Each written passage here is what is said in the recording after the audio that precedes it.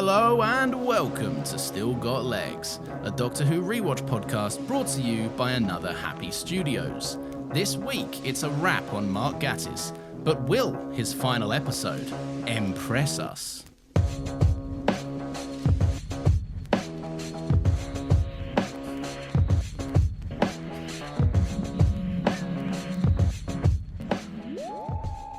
Hello everyone, welcome to Still Got Legs, the only Doctor Who Rewatch podcast in the world. There are absolutely no others that exist. My name is Nathan, and as always I'm joined by my wonderful companion as we go on this fantastic, I don't know what the fuck happened there, journey through time and space, Alonzi, Geronimo, Clara, and rewatch all of Doctor Who.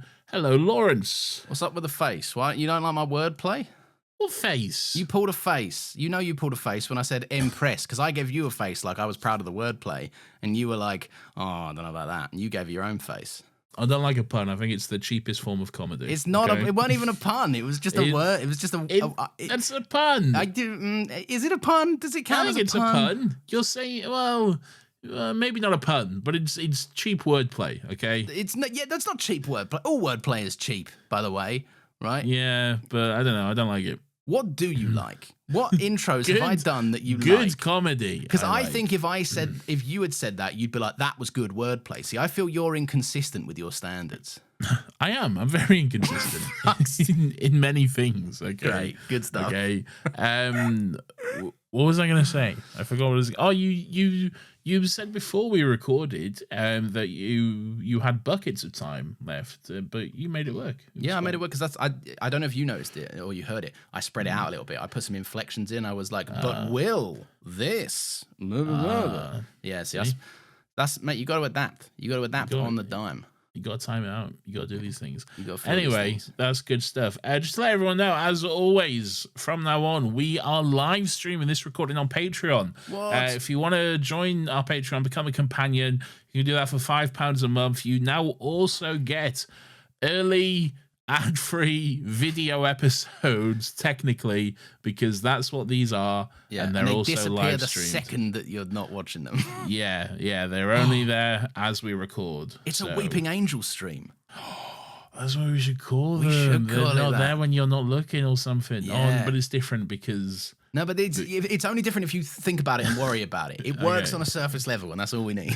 It works if you don't think about it. Okay. We just did an hour and a half on fan theories that the patrons can hear, and that's the lesson we learned. It works if you don't think about any of it. That'll be out by now as well. That's up there. Check that out. Patreon.com/stillgotlegs. Yeah. Or anotherhappystudios.com/Patreon. I think that should work. Yeah. Unless or alternatively, if you're a human being, just click a link in the description. Or just click the link in the description. Look, what else? What was I going to say? Has anyone ever typed a link into their search bar? Like, even if I know the link and I know where to go, I will just Google creator Patreon and it will take me there. That's so stupid. No. Why is that so stupid? Well, no, okay, that's not stupid. But it is stupid to Google things, I think. Like, I'm not going to Google YouTube. I wouldn't Google YouTube. I've got bookmarks and shit. I've got bookmarks for that, but even if I didn't use a bookmark for whatever reason, I would just write, just type in youtube.com. That's what I always say. I'm always saying that. What's your culture? My culture is that, well, it's the end of an era, Nathan, right? It's the end of an absolute era in Mark Gatiss writing on Doctor Who. And I thought what we might do is take a trip down memory lane and look at some of the... Are you sure you want to do this? Because this is not the end of Mark Gatiss's involvement in Doctor Who. It's not as the end of his involvement, but this is all he's written for the show so far, right? This is his last episode he's written so far, and hopefully ever. But up until where we are in the show, he has not returned, and it's been a good... But he will in like 3 weeks. Yeah, I know he's in it, but I'm not talking about his acting appearances. I'm talking about strictly his credit as writer. It's really come down to. So I wanted to get your take. Maybe we do a quick little bit where we're gonna wrap up some of his episodes. Maybe put them in a rank list. What do you reckon about that? What? This is not a difficult concept. Why are we doing a mini Patreon episode? We'll be so quick with it. The man has made 9 episodes of Doctor Who, and I just think 9. Yeah, I know. 7 too many. I think. Oh my god. This is our culture corner for this week. I'm going to quick fire them. You're going to tell me. Are you including this week's episode? Yes. Can you not? All right, I won't for this one. All right, let's do that blind ranking thing where I tell you. You can't remember what's coming. Blind ranking. I know you hate do. blind ranking. All Blind ranking is designed to fuck with you. Yeah. It's not real. It pisses me off so much. How can you blind rank something because you're just I get too worked up about this stuff. Anyway, do you want a regular rank or blind rank them? I want a regular rank. I always. This sounds way too close to something else. I always want a regular rank. Bro's always regular ranking. I'm never not regular ranking. Okay, I don't like a blind rank. You know this about me. I think it's ableist. You shouldn't. You shouldn't specify this a blind rank. It's just a rank, you know. No, I don't like any of this. Okay.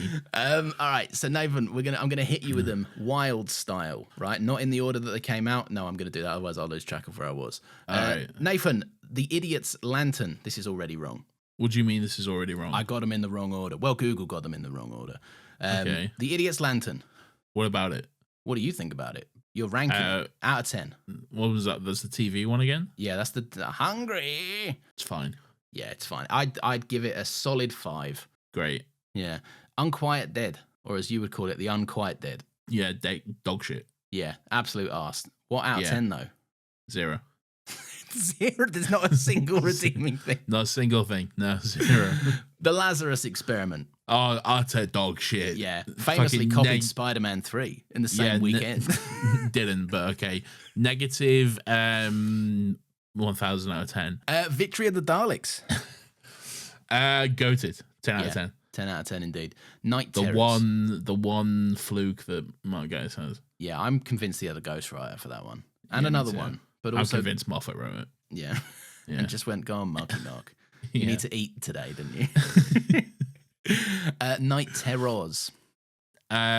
Which is the doll faces are in a house. Yeah, a little bit boring, but fine, I guess. Cold Bore. Oh, dog shit. It's in the title, isn't it? Yeah, it's a solid 0 out of 10. Dog shit. The Crimson Horror, where Diana Rigg rigged up a bomb. And Dougray Scott was in it, who, as we all famously know, he wasn't Wolverine. Oh, that's in which one? He's in.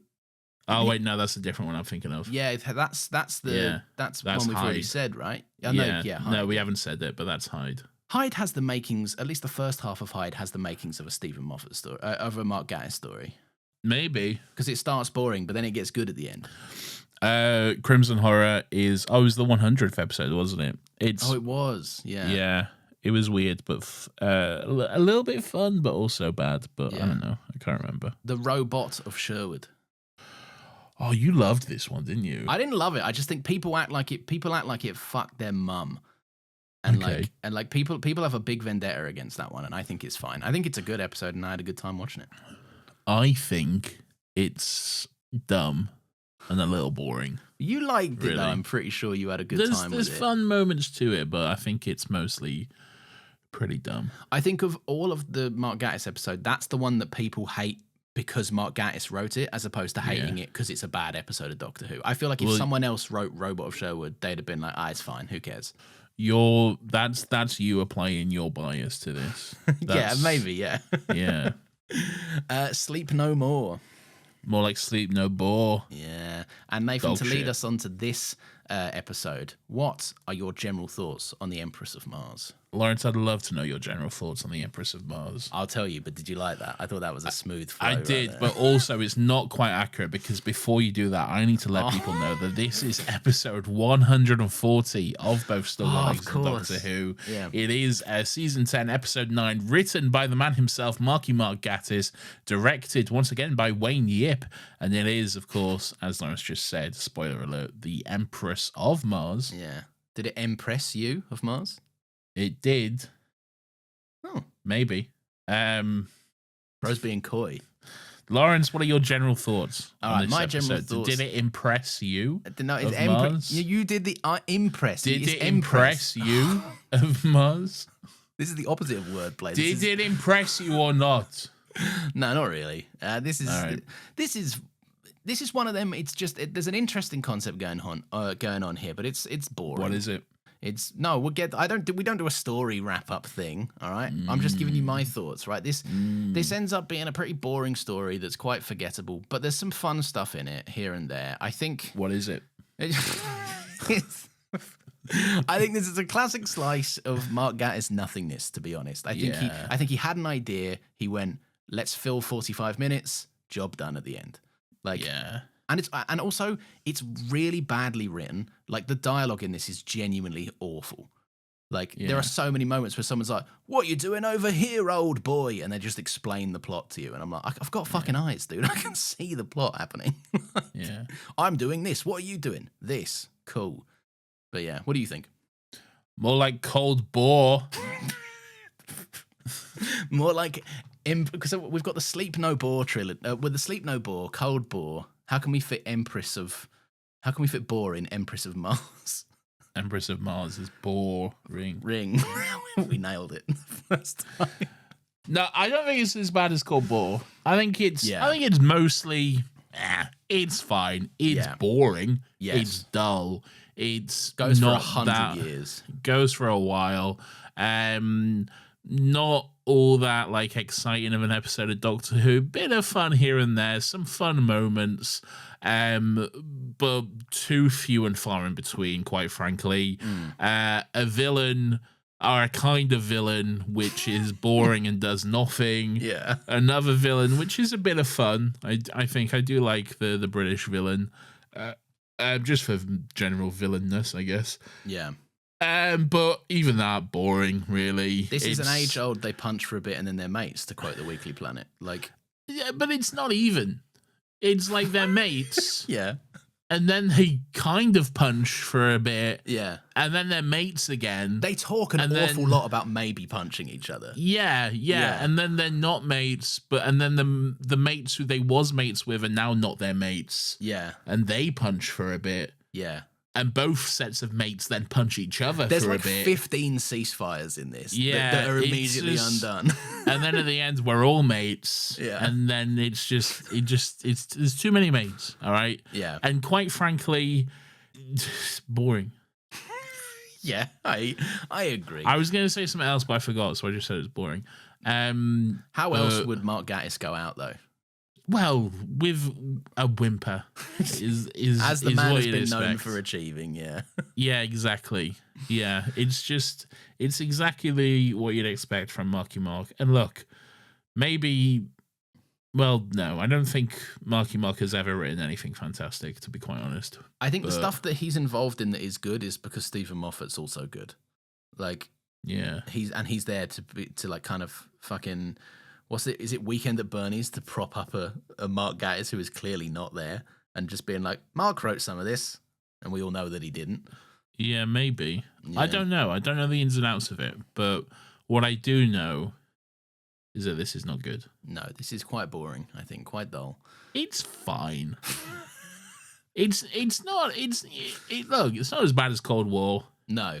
It's not as bad as Sleep No Bore. No, oh god, no, it's definitely not. It's not as bad as the scary, spooky I'm a Scorpion and I'm Mark Gatiss or whatever. The Lazarus Experiment. Yeah, it's not as bad as that. Baffling episode. I'm going to suck out this old lady or something. Yeah, we all have sucking out old ladies. Some more than others, Marky Mark. But it's not good. Anyway, NASA. We open up with a big NASA. See, this is a bit of fun. Yeah. We'll start off with a bit of fun. I do enjoy. Yeah. There's a big space countdown. They're like, all right, everyone, we're NASA, so we're going to do a big space countdown. Let's all get ready to count down to space, okay? Yeah. And then he's got his glasses on because he's NASA, and there's all the other NASAs there, and like, you we're all be NASA. a NASA without your shades on. Exactly. He's got his glasses. They're not shades. No, I know. I misspoke. They've got his spectacles. You might say. You should be ashamed of yourself for speaking in such a manner. But anyway, he's like, hey, we're counting down. We're NASA or whatever. And then they're counting down. They're mid countdown, and then the doctor's just there. He's just there suddenly. He's just 5, 4, 3. He's very excited to be doing the countdown as well. Which is a good bit of fun. And then Bill and Nardole are just there as well. They're just they're immediately kind of having a little poke around at stuff. This is one of them. Yeah. It's a deceptive opening because I'm like, this looks fun. This looks like a Yes. good bit of fun. And then they get to Mars, and I'm like, oh, bloody, Yeah. settle in for a long nap. Yeah, isn't it insane that there's an episode that's mostly set on Mars, and the most interesting part of it is the opening bit on NASA, Which is like traditionally like the sciencey aspect of Doctor Who, like in the buildings and the labs and stuff. I'm like, this is typically the most boring thing. Yeah, Right? exactly. When you look at the Lazarus experiment, half of it is set in a lab, and it's so mind-numbingly dull when they explain it to you. Like, but yeah, this is it starts fun, immediately falls off a cliff a little bit, and good on it, I say. Yeah. But yeah, Bill's there. She's like, "Is this Neil Armstrong or whatever?" She doesn't know who Neil Armstrong is. Yeah. Nardol's there, just having fun, I guess. Has he got a cup of tea with him? Or something? I think he had a cup of tea with him or something. He's got a cup of tea with him. The doctor's like, "Oh, just a day out for the kids or whatever." Yeah. But on the screen, what they was cutting down to is an incoming transition from Mars or something, or from a rover on Mars or something, or a satellite or some shit. They've got they're taking pictures of Mars with a Mars machine or some shit. Yeah, you know that Mars machine. Yeah. The Mars machine. Oh, the Mars machine. Yeah, switch the Mars machine on. What you don't realize, Doctor, is we've set up the Mars machine. Although there is a brief bit of fun where the Doctor goes to. I like how we keep having to specify. There's a brief moment of fun. Brief moment. Don't get too excited. We cannot stress enough that it doesn't last. Yes, it will not last. Okay. But it is fun. The Doctor holds up a little bit of paper and they're like, "This is from the chief," and the Doctor's like, "Oh yeah, it says I can do whatever the fuck I want, nerds." Yeah. That is a bit of fun, yeah. But anyway, basically, there's a message coming in from the surface of Mars, and then it's from the Mars machine, and it's a big bit of writing on the planet of the surface, which says "God save the Queen," and the Doctor is very intrigued by this. Titles. Is Mark Gatiss like a real royalist? Because I feel like this comes up all the fucking time in his episodes. He fucking will suck the Queen's dick at any chance he gets, okay? Do you reckon he stood in line to see a fucking... Do you remember when a bunch of fucking idiots... Certainly, yes. Like, you did as well. I didn't. You did. You said I would have stood in line even longer if I could. Yeah, I said I actually got to the front of the queue and I said, this is not a respectful amount of time to wait. I need to go back and do this again. And you said, and we should pay more tax for the royal family. Do you even see a fucking... If I'm queuing all that time, I'm not being funny, but I want to see corpse. No, you just see a coffin. So coffin draped in a flag, so not even a coffin. Really. Oh, that is so shit. So you're just seeing a flag. A flag. You go down the street and you'll see a racist flag. a lot cheaper of a journey. It's draped in the royal flag. There's no royal flags being flag. flown on racist streets. What's the difference between a royal flag and a flag? Well, it's a different design. It's not the English flag. It's the royal flag. Could I buy one on Amazon right now? Yeah, probably. Yeah. So there's no difference. But what I'm saying is people don't know. Like... Oh, they don't fly there, no. Yeah, no one flies the royal. You don't see the royal flag being flown from fucking Paul's window, you know? Big old classic racist Paul. Yeah. He's at Your it. dad. No, not my dad. My father-in-law, technically. Yeah.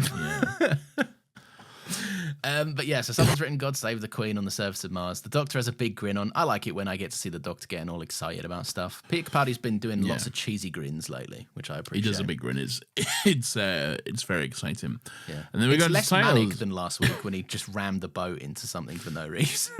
Yeah. He's just more grinning at the concept of there being something on Mars, I guess. Yeah, you know, he's grinning at the concept of colonization in general. I think. Do love colonization. Yeah, that's what he says. Anyway, titles, Lawrence, as I've been trying to say. Sorry, titles. For the past 10 minutes now. Well, I haven't wanted to move on because this is when we arrive on Mars. Thank you, for fuck's sake, man. Something that is definitely the Doctor Who theme song that we're still committed to doing. Yeah. Dugga-doo. Oh, you got to watch it with that stuff. Yeah. Yeah, spoilers, Lawrence. Yeah. Polish. There's spoilers. Me when I give a script to Russell T Davies and someone says polish. Lawrence. Enough. Stop.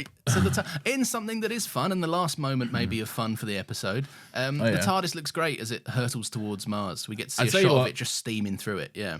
Well, I was more talking about the interior of the TARDIS because there's a great shot of the interior, and it looks a bit chaotic, really. Yeah, it does. I don't know. There's the way the camera is just. I think I'll say this. I think the episode is well directed for the most part. Yeah. The way the camera moves about the TARDIS in this scene looks quite good. You get a good sense of the chaos about it all. I think. Oh, I think the episode is well directed. Yeah. Let it not be said that the Yip Man himself doesn't bring the sauce. Yeah. Yep. Yep. But I think this is one of them classic examples of like how much can you really polish a shit. You know what I mean? Like the problems are clearly in the script and they're baked in. We'll try our best, all right? Yeah. We'll try and make it fun. We'll try and make it fun. I often feel like the episodes that people like the most are the ones that we hate. Yeah, maybe. Because we just derail it into nonsense and get bored halfway through. Yeah. Anyway, the Doctor, Nardole, Bill, they're wearing spacesuits. Yeah, they look cool. No. No, you don't like these spaces? No, because you know why I don't like these spacesuits? Oh, they're not the spaces. Yes. Yeah, Where's the orange, man? Where's the orange? I don't go in for all this woke nonsense of new spacesuits, all right? Yeah, sure. The Doctor only has orange spacesuits on the TARDIS, okay? Yeah, it's true. That's established law, all right? I don't want any of this new shit. Until more recently, when there's suits on the TARDIS. Again, more woke nonsense, okay? Yeah, which I don't go in for, quite frankly. They do take an out. I like the design of these. I think they look somewhat cool, but I would have enjoyed an orange more, yeah. I'll tell you why. I don't like the separation. It's a trouser and top situation when you can clearly see the separation. I want one big jumpsuit. You know? you want a harsh, restricted movement, impossible to piss in space. Yes, spacesuit. Because it's a spacesuit, man. Yeah. A big ugly spacesuit. That being said, Victorian spacesuit. Bit of fun. That is a bit of fun. Yeah, that's got a creepier vibe to it. Yeah, that's a little bit later, but bit of fun. But these woke spacesuits don't like it. Yeah, I do think it's never as interesting when people try and overly futurize something that is always cooler when it looks more stripped down. But I don't hate the design of these. I think they look pretty nice. I do. Fair enough. So yeah, the Doctor's like, look, the TARDIS is reckoning, right, that whoever left this message, for some reason it was 1881, and Bill's like, listen, Doctor, right, I'm not good with history, right, but Victorian people, they wouldn't have been kicking about on Mars, and the Doctor's like, yeah, obviously, Bill, right, yeah, I know this, Bill, yeah, I'm not stupid, Bill, that says the Doctor, but maybe they were or something. Yeah, because they are picking up life forms on Mars below the surface. So instead of being on Mars itself, we just go down to some rocks or whatever. Yeah, of course you've got to go to some rocks. It's a quarry. It's probably a studio. Yeah. I don't think this is a quarry. If it's a quarry, it's not going to be an interior quarry, is it? No, there's too many walls. Yeah. This is a studio. This is definitely a studio setting. Good on them. Why not? Yeah, upgrading. Yeah. I would like it if they put a studio in the quarry. Now, I think that could really be getting some bang for your buck. Well, we can go from inside to outside within a moment, Nathan. We'll talk about some quarry advancements in Doctor Who in episodes to come, all right? Okay. Because there are some interesting quarry advancements that have been made, okay? Damn, they upgraded that whole quarry. But hey, it's conversations to come, okay? For episodes to come. I don't know if you know this, but the Doctor takes a fat L because he's never heard of Terminator. When Terminator is the goated movie. Didn't you see it like a week ago or something for the first time? No, not a week ago for the first time. I'm sure you watched it like a week ago for the first time. We spoke about it months ago on Still Got Rex, but I'd also seen it before that point. Okay, I thought you watched it the other week for like the first time. No, I am a later in life Terminator getter tour. But it was a couple of years back. It weren't last week. Definitely not. When was it? I actually can't remember. What was the exact date and time? Oh, well, if you check my log, you might know. If you pull up the boxed, it might tell you. I'm not gonna do that. It's too much effort to find that information. But yeah, Bill's like, the Doctor, right? Have you seen the Terminator? And the Doctor's like, no, I have not. And Bill's like, well, they fuck with time. They send someone back in time to fuck with the past and shit. The Doctor says he'll put it on his list, so maybe he himself has a letterboxd. Oh, no, I want to see this. Yeah. What do you think's on the Doctor's letterboxd? What do you think he's Frozen. checking out? Oh, Damn it! I walked into that one. That was an easy win for you. Point to Nathan. That was an easy win for me. All right, what do you think's on his watch list then? There you go. Well, now Terminator. Oh, fuck. Yeah. God damn it! I was literally about to hand you another home run. Fuck. Yeah. So what's going on, Bill? Not the only, quite a few. There's a bit of I guess it's a running joke. It's not a good one, but there's a running joke of Bill keeps referencing movies during this episode, to which the Doctor has not seen. She says this one later. She says these tunnels are like the Thing, and the Doctor's like, "What's the Thing?" Bill's like, he doesn't know about the Thing. Bill's like, the Thing. What the Doctor should have said is, yes, the 2011, the Thing, my favorite version of the Thing. Isn't it from like the 80s or whatever? Yeah, but there's a prequel that's from 2011. That was a good joke. It was a good joke for you and all your mates. I'm glad we all got it. My mates, firstly, umbrage with that again, but my mates aren't checking out the Thing 2011, Nathan. Well, who was that joke for then? I don't know. It was audienceless, to be honest, which is why it sunk like a stone. Yeah, so, there you go. It was great. What else is happening? Not much, to be honest. I'm already bored, man. Yeah, there's really not much happening. They get there, they're like, oh, there's fuck all going on here, but maybe there's some life signs even further down below. Yeah. And then Bill falls down a hole or whatever. Oh yeah, because Bill's like, I'm going to take my hat off. I'm going to take my helmet off because this is a whole oxygen. episode of Doctor Who, and we don't want to have our helmets on for the whole of it. Yeah, that's fair. Yeah, to be fair, Matt Lucas is quite fun because Nada was like it's simple physics, and the Doctor's like, it could have been a simple death. You idiot. Yeah, the Doctor's like, don't take off your hats because you might die or whatever. But then they just do. So no, don't take off your hats. You're so sexy.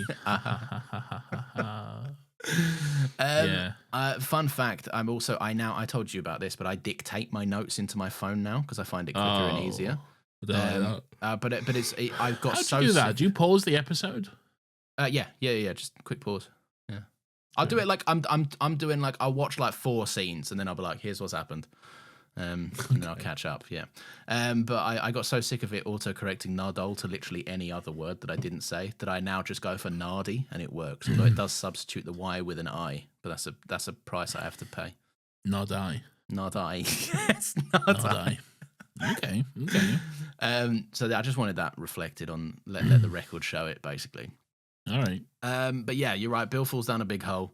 And the Doctor's like, Nardi with an I. Go into the TARDIS and go and get the ropes and all the abseiling gear and shit that we got in there. And he's like, all right, bet, off I go. Then I think he does it with, you're not wrong, but he does do it with a little bit more urgency. He's not like, safe, yeah. look, Nardi, just go get some ropes and shit, all right? It says, I still got that one. You remember that one I used in the 11th hour with a grappling hook on the end of it? Go get that one. I think it fell in the swimming pool. Go and get that one, and then we'll use that one, he says. What one? The one that he pulls out, because the TARDIS lands on the shed, but it's upside down or whatever. It's on its ass. Yeah. Then he has to use a little grappling hook, and he throws it over the side. And then you get the dun-dun-dun-dun. Oh, yeah. But without the James Bond theme. I added that in my head. I was going to say, that was a James Bond theme. You seen the trailer for that game? I think it looks pretty good. No, I haven't. I think you'd vibe with it. It looks like Hitman vibes. Hitman meets probably. Uncharted. Yeah, I haven't watched it though. The streets are saying it looks quite cool. I might get it and then play 5 hours of it and then never touch it again, as is the Lawrence way. I don't know. I saw a clip of like a car chase and it looked a bit slow and boring. The car chase did look a bit weak. I will give you that. Yeah. But I do like that you go into a room and there's like, and then like if you get caught getting through a little window or something, you'll be like, oh, don't mind me. I'm just the plumber going through the window. And everyone's like, he has an alibi. This man's clearly not a spy.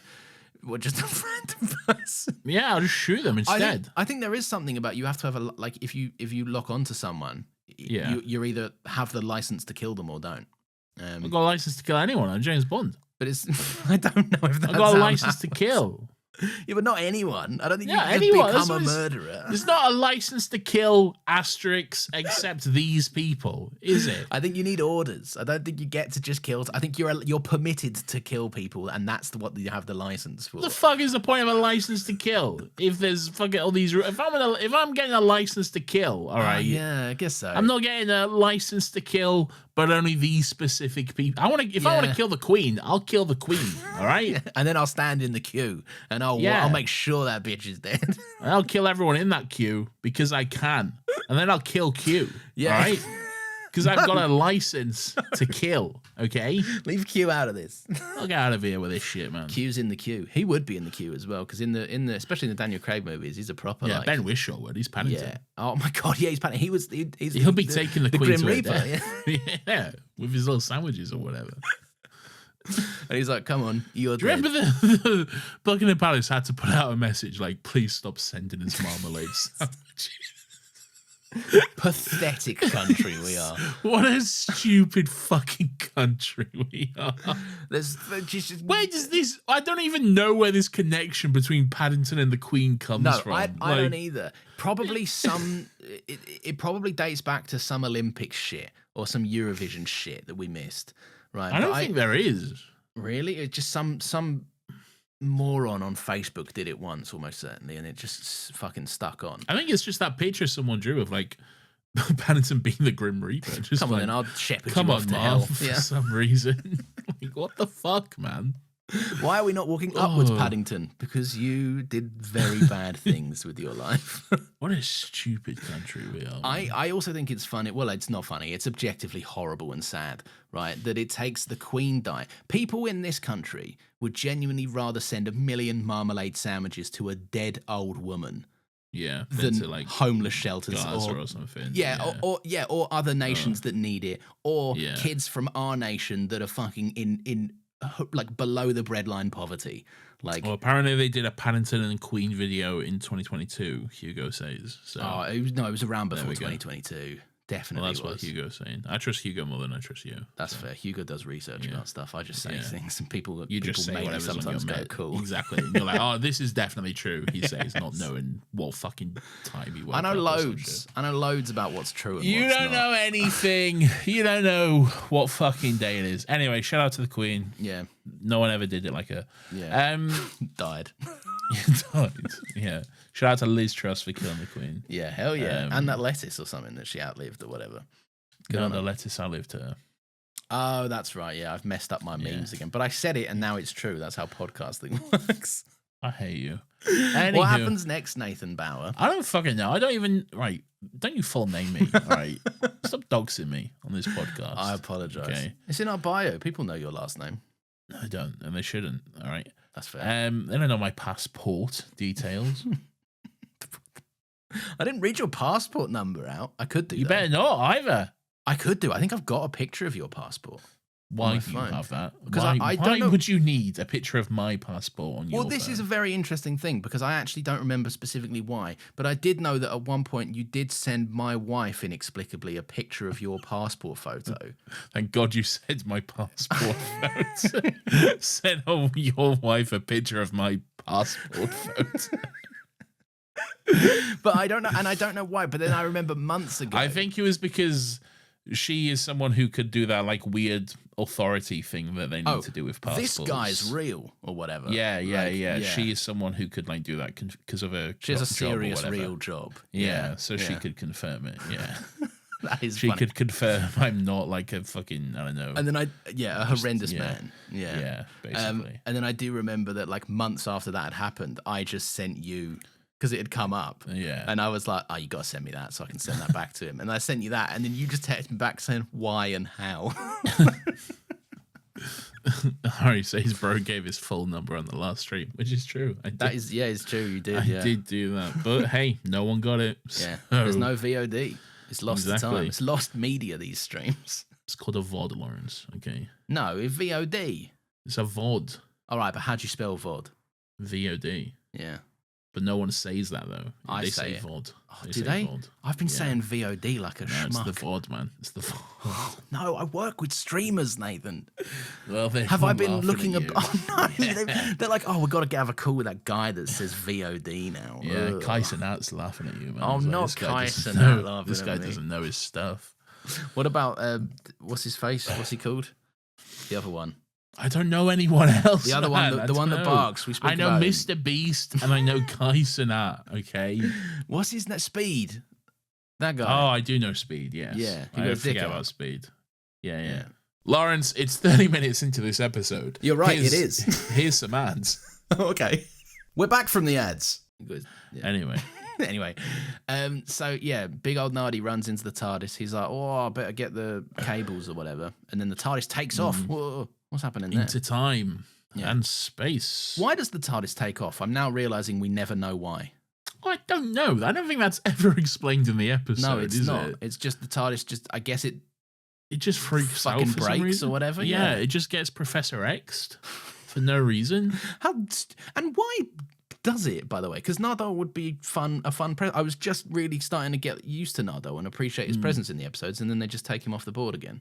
It's mostly for the Missy thing, but that even that really, it's not. But it could have achieved that in 5 minutes. Yeah, it's not really explained. No, maybe Missy did it. Is there something there? Missy. I don't think Missy did it. No, because it would play into getting her out of the vault, and I feel like she's got an agenda. There's definitely some manipulation going on, I think. Well, that's your opinion. Well, we'll see. We will see. Yeah.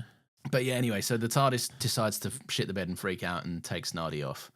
Yeah. Anyway, there's some big thuds approaching, Nathan, because a big ice warrior thing is here. A what? Yeah, and the Doctor's like, this could go very well or very bad. And then he stops him. He's like, halt! And the ice warrior stops, which is quite nice.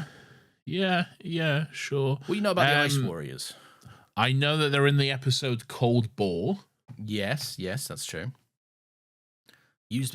Okay, nice.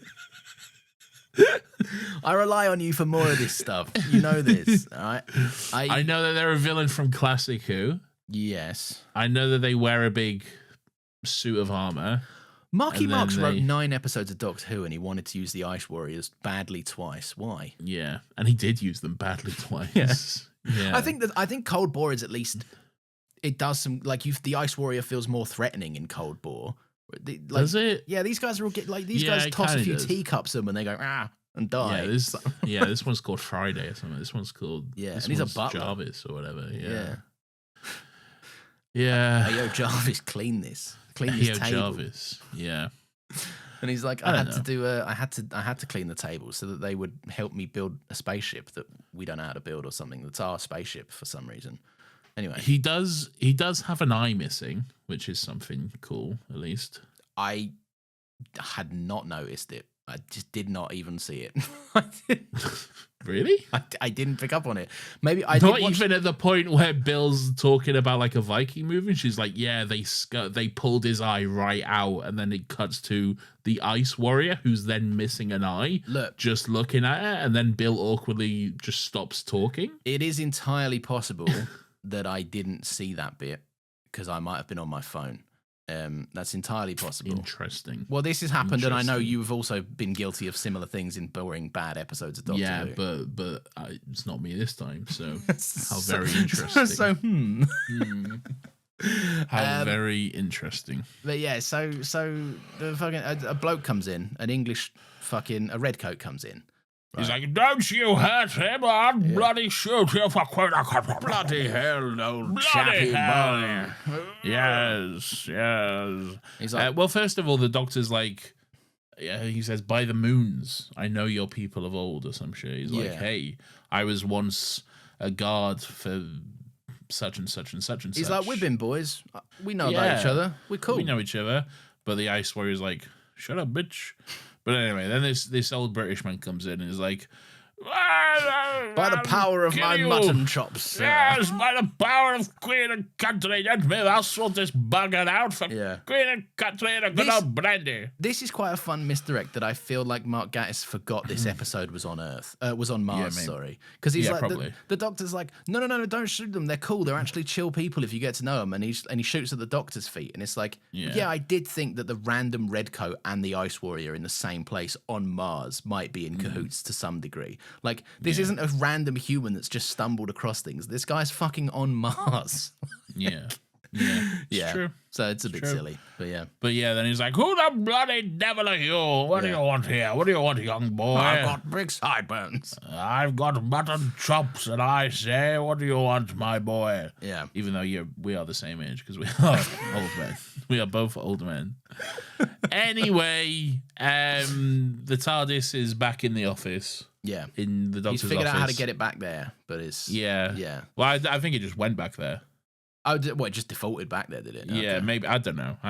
Mark doesn't even know. Who the fuck cares, all right?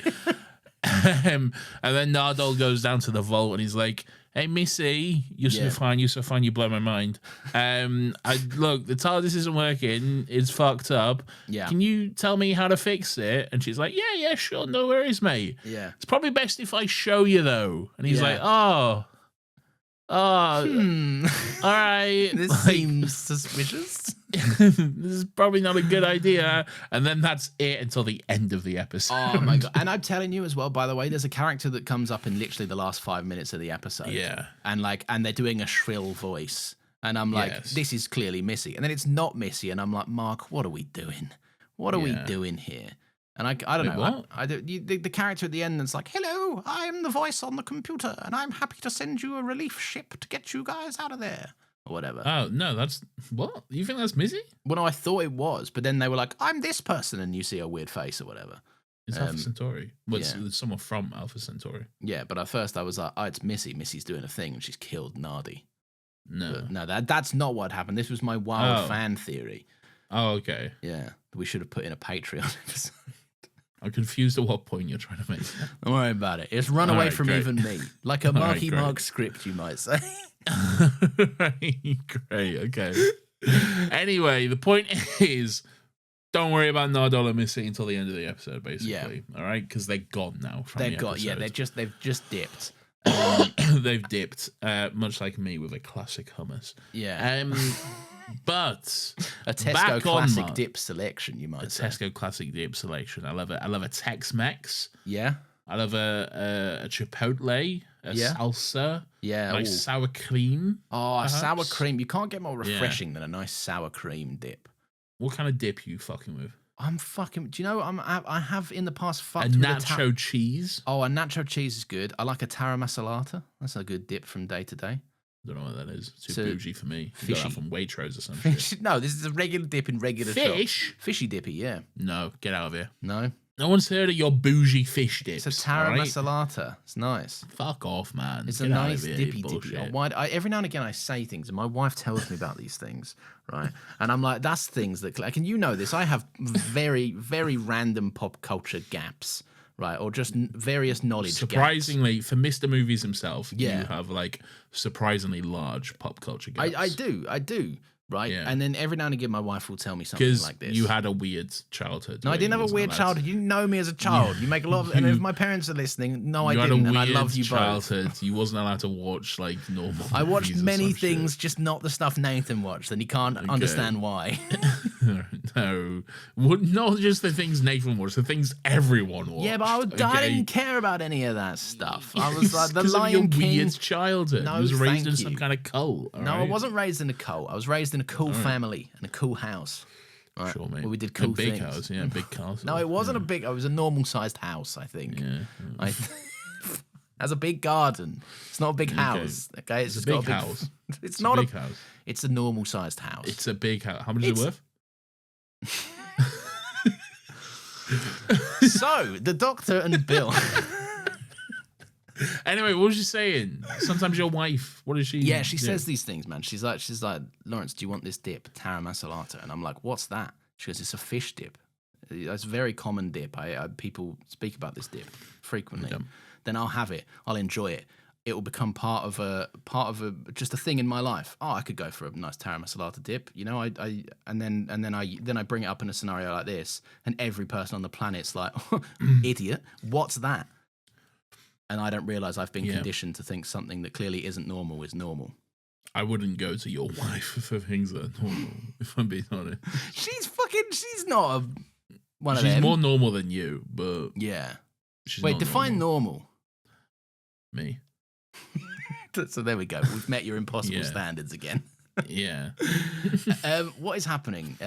So the Doctor and Bill are having some tea with English soldiers. They set up a little shitty makeshift camp with like bizarrely a tent, even though they're just in mines. They got a little tent. Better protect themselves from the elements in this underground mine. Here's something very interesting. Okay, Yeah. Very interesting, because I didn't realize this when I mentioned it in the last episode. But in the last episode, I had a point where there was a shot of a monk with Winston Churchill, and Yes, I was there like, was. Isn't it weird that like we have a Winston Churchill in this Doctor Who universe, but they're not showing that Winston Churchill, they're showing the actual real life Winston Churchill. Oh, okay, yeah. And then in this, there's a painting of Queen Victoria. Yeah. And it's the Queen Victoria from I Tooth and Claw. I didn't even notice that, but that's cool. Of course you didn't, because you don't watch these episodes. Okay. I knew you wouldn't fucking notice it. Okay? I didn't pick up on it because I just saw it's the Queen Victoria. It's the actress who played Queen Victoria in Tooth and Claw. That's quite cool. She's a werewolf as well. She's a werewolf. Yeah. Good on her. So there you go. Well, maybe So not that's good on her interesting. because she started a line of nonces and tax thieves and fraudsters and pedophiles. Yeah, but they're all werewolves, so just get a silver bullet and kill them. That's true, but you'd have to get a few because there's a load of them. Nah, just kill them. Line them all up. Put all their heads in one place. Anyway, who cares? Yeah, that's fair. Who cares? But yeah, so they're having tea with the English soldiers, right? They've set themselves up a nice little camp. And one of the English soldiers is like, we came across an interplanetary vessel in South Africa. South Africa. Hello there, boys. It's me. Hello there, boys. It's me, Friday. I'm an ice warrior. Okay. Are we doing him with... Hello there, boys. Hey there, boys. It's It's me, Friday. Oh, All right. it's Friday, This boys. is my ship. I'm from Mars. Okay. From Mars. I'm from Boys, Mars. I don't suppose you can help me, boys. My ship's fucked, boys. Oh, no. Hey, listen, boys. You come with me to Mars, okay, boys? I'll give you all the diamonds you want, boys. I got so many diamonds back in Mars, boys. There's no guarantee that these diamonds translate to Earth Listen, mate, currency. there's so many blood diamonds on Mars, boys, So okay? many blood diamonds. You don't You seen even that know. movie with Leonardo DiCaprio and Blood Diamond? It's just like blood diamond, but they're on Mars, okay? Listen, have you seen District 9? Okay. Boys, have you seen District 9? It's about the prawns. You This know is the like prawns? this, yeah, the prawns, yeah. The Taramasalata dips.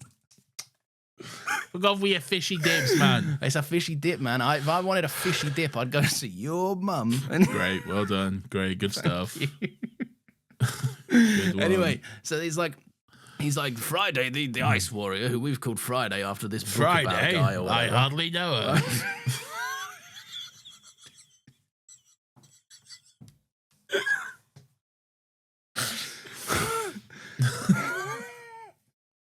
So he's like, he's in a coma or whatever. Who's in a coma? The Friday was in a coma, and they're like, we found Friday's him. not in a coma. No, he's not in a coma. They're telling the story in South Africa. He was like, he was in back a in South coma. Africa. Yeah, okay. and he wasn't in a coma. He was on ice. He was snoozing. Yeah. But they, and the they wake him doctor's up. like, the doctor gives them the psychic paper, and which just says they were on Friday's ship just the whole time or whatever. And I think like, I feel like what I like about the doctor is he's a bad liar. He's really 12 bad is at especially lying. bad at bullshitting. Yeah, 12 is horrible at lying. And I feel like this guy is kind of trying to suss that out because, like, the guy goes, yeah, well, it was awfully roomy on that ship, wasn't it? I get the sense that it wasn't. Like, as soon as he said that, like, I feel like he knows he's lying. Oh, it's a at test that point. for him kind of thing. But like, yeah. but maybe not because nothing ever comes of that in the episode. But it does have that air and vibe about it. And then 12's like, oh yeah, very roomy, wasn't it? Really roomy, you know. It is very fun that just seemingly whatever this guy says, he's like, of course, like obviously, we know as people that were both there, we get it. we are on the same page, brother. You know? Yeah. But yeah, so there's they're still telling him the story, right? They're saying that like the ice warrior Friday, he was like, help me get back to help me get back to Mars, boys. Help me get back to Mars, I'll boys. give you all the riches and the diamonds and stuff. Listen, if I get back to Mars, you'll be so fucking rich, boys. so You don't rich. even know. But I won't give you stuff when we get there. I'll give you the chance to maybe get stuff with a big laser drill. You're going to have to do whatever. loads of work, boys. Can the Ice Warriors, is it the Ice Warriors? Can they Yeah. time travel at all? Or are they just futuristic or whatever? Because, like, Oh, yeah. they're showing up at different points in time and shit. Like, the one in fucking Cold War was in the 80s, all right? Oh, yeah. And this one's like 100 years before that. So they, like, I don't know what's going on. Yeah, I think maybe there's a loophole here that it's like some of them just wake up in different time periods. Like some of them been snoozing for another extra couple thousand years or whatever. They're not time travelers. They just hibernate. They just Yeah. always end up in ice. Yeah, that's what I'm Okay. saying. Yeah, so they just find Yeah. themselves, as long as they keep their ice bed where they left it and they get back in their little ice, they can show up whenever. Yeah.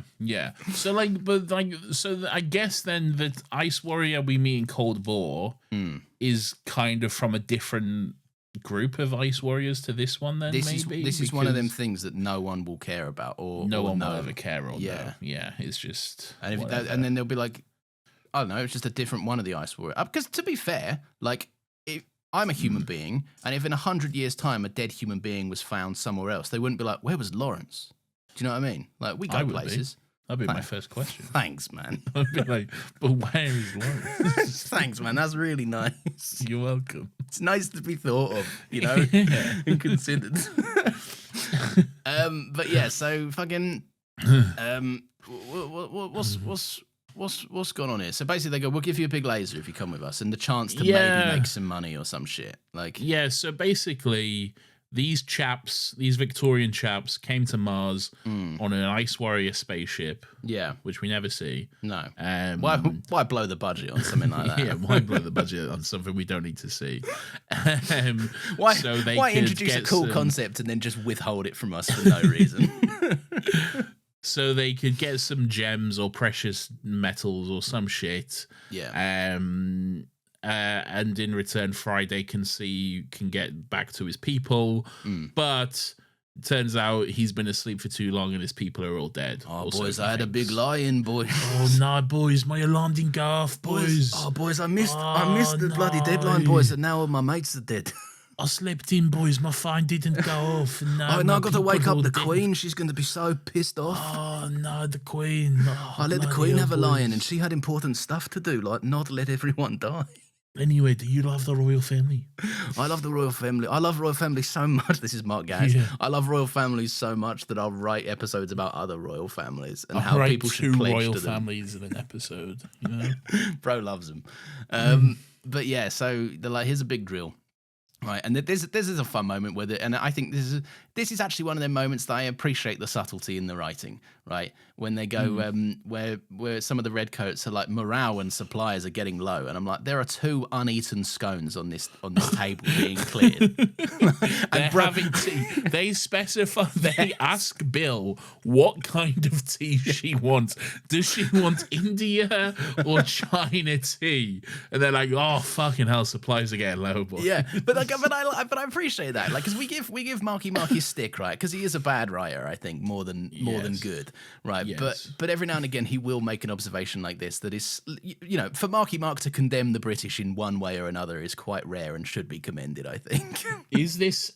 So you think this is him actually intentionally condemning them and not just I think so. being a bad writer and missing that? Well, both are very possible, I guess. Aren't Yeah. they? Yeah, and maybe evidence speaks to one's more likely as well. maybe. But I think it was just such a hypocrisy statement. Do you know what I mean? So I don't know. Maybe. Yeah, maybe. I I'm don't know. rescinding it. Mark, no credit for you. If it was good and you intended it, then Stephen Moffat wrote it. So, Okay, sure. but yeah, so they get in their table cleared. Friday's got the little job as a butler, right? Yeah, so Friday's a little slave now. He's a little Ice Warrior Yeah. slave. Which seems right for the British Empire. Yeah, Like- it does, to be honest. Yeah. Yeah. We'll immediately colonize your planet Yeah. and make you our butler. You Yeah, know? which sounds nice and cool. And then they'll I go guess like, that's some biting commentary from Mark there, I guess. So, that's some you good know. stuff from him. Yeah. But yeah, it's very telling. I mean, and they'll go, and you should be so grateful that we gave you such a nice job. You get to clear up our scones. How lucky for you. you Yeah, know? good on you guys. Yeah. So the doctor, this is fun. They say that because Friday has apparently told them that he is the last one of his kind. And I really like performance-wise the way Capaldi goes, is he now? As he just stares at him. And I'm like, oh, he doesn't miss a trick, this doctor, does he? He knows, he sussed it out. Yeah. He doesn't, no. Yeah.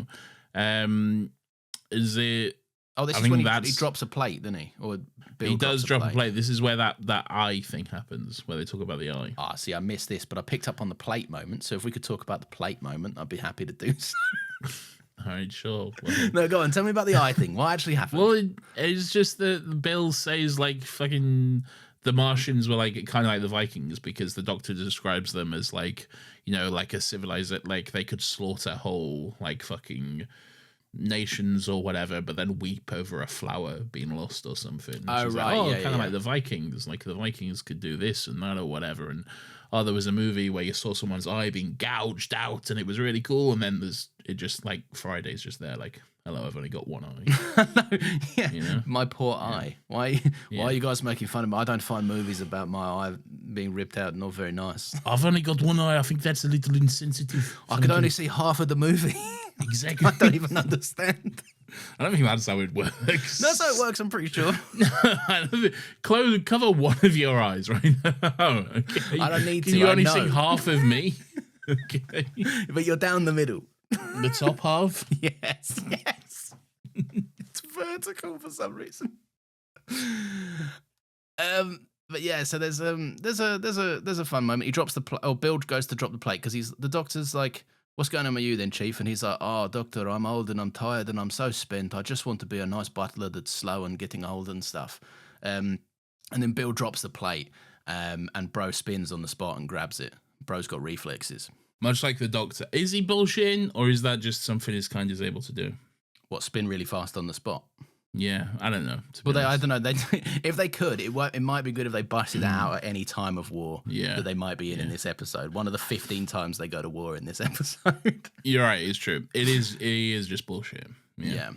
Maybe we get some fun quotes from all the fun little British Empire soldiers. They're saying things like "Sweet Fanny Adams," and that's a load of old gammon. Which is fun. Yeah. Which they're a load of old gammon now. Oh. Yeah, I guess so. they're what we would call old gammons. Yeah. Or just gammons, really. We've taken that back. We've colonised that phrase from the British Empire. For anyone who doesn't know, a gammon we would call like old racist men gammons because they look like a gammon. Yeah, typically white old racist men. Yeah. To translate, a gammon is a ham. Yes.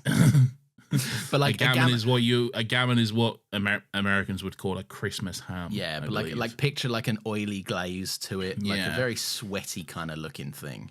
A Bataki ham. Oh mate, a Bataki ham. We haven't spoken about Bataki hams in a while, but we're both enormous fans of a Christmas ham. I love a Christmas ham so much, mate. With a crackling, so much better than a turkey. Yeah, my man, God. Fuck turkey, man. Fuck turkey, man. Give me a Christmas ham any day, man. Hello, guys. I've got a Christmas meat. It tastes like sawdust. Would you like this, or would you like this delicious ham that's been cooking it's like for a chicken, but worse. Yeah, it's literally a chicken, but worse. And chicken's not even up there. How you present a roast chicken means a lot, right? To the roast chicken, but chicken on its own, my lord, horrendous. What are you having in your Batakis?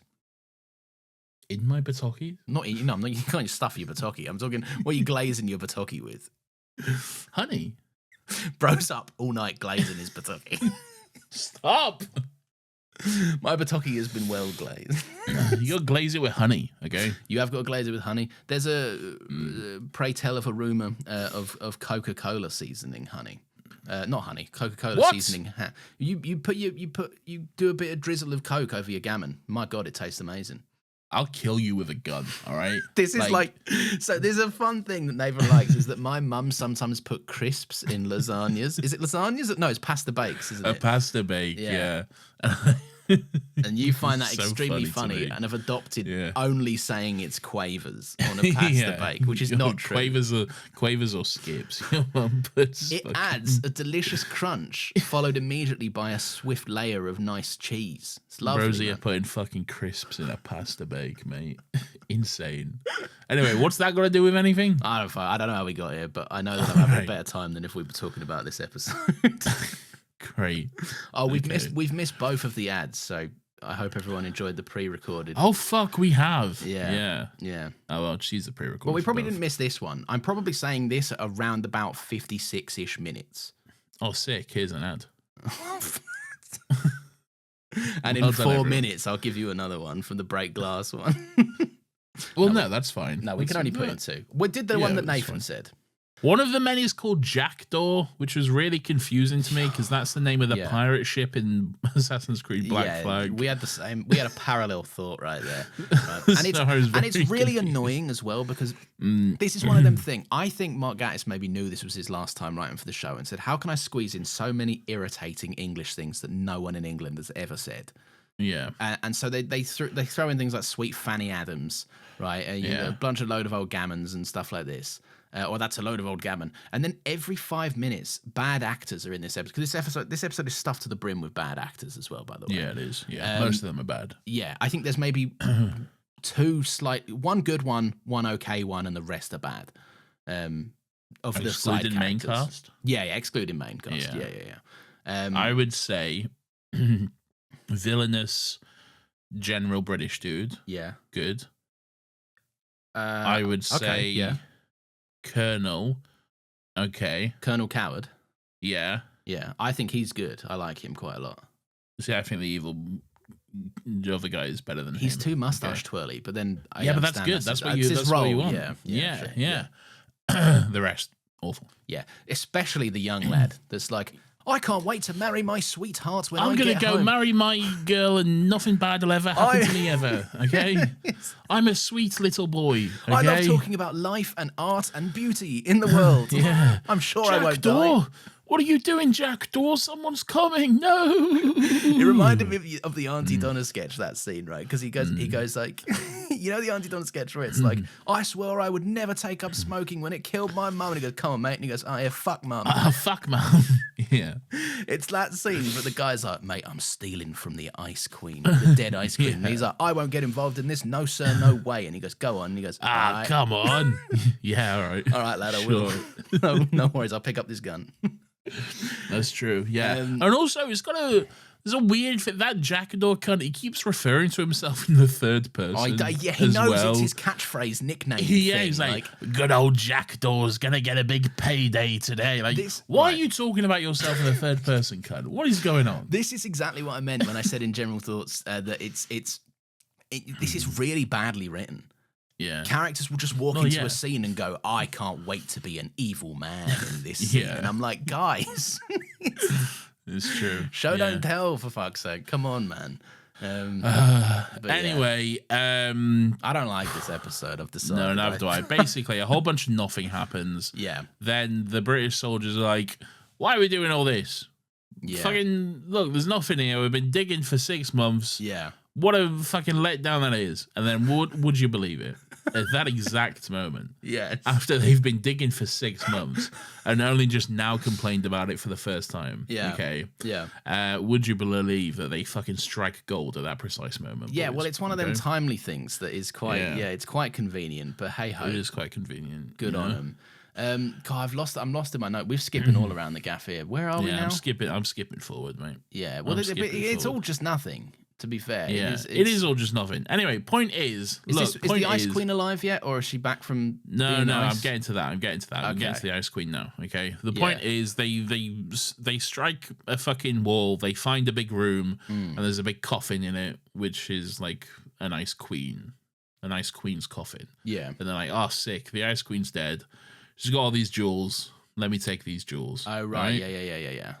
Yeah, so some cunt, I think it's Jackdaw. Yeah. He tries to take these jewels, but then the Ice Queen comes back to life and kills him. Or maybe she was never dead, she was just having a sleep or whatever. Oh, this is when we get another fun little line. When the guy walks in, what's his face? Jackdaw walks in and his mate follows him. His bad actor mate follows him. And he goes, mate, will Ruddy swing for this? And it's like, he does say come that, on, man. Speak normally, for fuck's sake.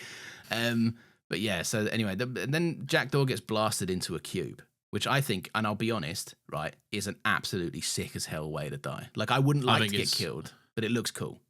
I think it's pretty hilarious. Yeah. I don't know why the Ice Warrior weapon just for some reason just turns these men into little balls, you know? Yeah. Just clothes and all, just wraps them up inside a little bundle. I don't know why it does that. Maybe it's for but storage. Fuck, is it funny? Yeah, Like, maybe. Yeah.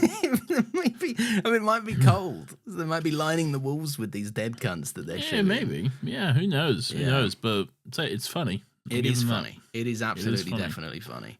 Anyway, the Ice Queen's here, and she's like, "Kill them all!" Basically, Yeah. Time to And die. She kills one of them. Well, no, she doesn't.